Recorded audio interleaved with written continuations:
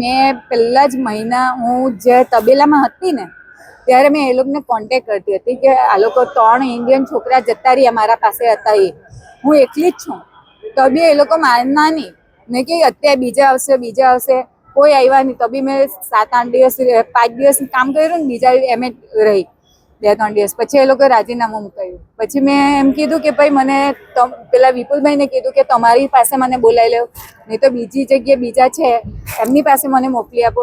કોઈ મને હરખો જવાબ નહીં આપતા હતા. પ્લસ મેં મિક્સમાં આવી ને પછી મારા હાથે એ લોકો ગમે તેમ બોલવા લાગ્યા કે તું તબેલામાં ગાયનું દૂધ કાઢાવતા હતા. તમને શું કીધું હતું જોબ માટે? એવું કીધું હતું કે સ્ટ્રોબેરી પેકિંગ ને વેર હાઉસ, મતલબ એમ. કેટલો પગાર આપશે એવું કીધું હતું? 70-80 હજાર પગાર કીધું. પછી શું કામ કરાવ્યું? 8 કલાકના ને તબેલામાં દૂધ કાઢવા મોકલી આપ્યા. અમે કઈ ગાયનું કરવા નહીં ગયેલા, અમને કઈ કામ કરવામાં અમને વાંધો નહીં હતો ને જે કામ કરવા માટે જ ગયેલા. અમે છોકરા મૂકીને શાના માટે દેવું કરીને ગયા? અમે બી દેવું કરવાનું. હવે અહીંયા હું આવી છું, દેવું કોણ કાઢવાનું? પેલા ભાઈ એજન્ટ માટે શું કહેશે? હું એજન્ટ માટે એમ જ કહું કે મને મારા પૈસા મને પૂરા જોઈએ, પ્લસ કે આવી રીતે કોઈને ફસાવતા નહીં ને કોઈની લાઈફ ખરાબ નહીં કરતા. કેટલા રૂપિયા આવ્યા? મેં 5.5 લાખ કેસ આપેલા એજન્ટ.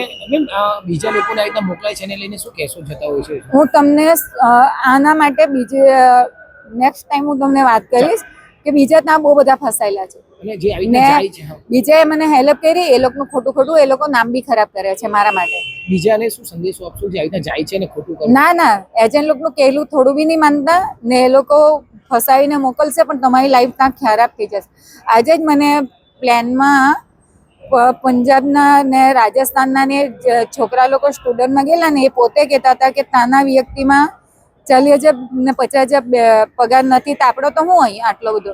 એવી રીતે મને ગુડ કરીને લોકો મને આજે એ કરતા હતા.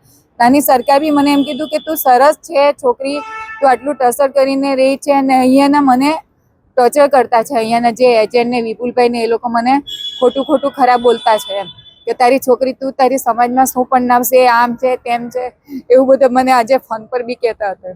એટલે આજે ખુશી કેટલી આવી ગઈ? હા, ખુશી તો આવે ને. હું ઇન્ડિયા આવી છું તો મારા છોકરાને મળીશ, મારી ફેમિલીને મળીશ તો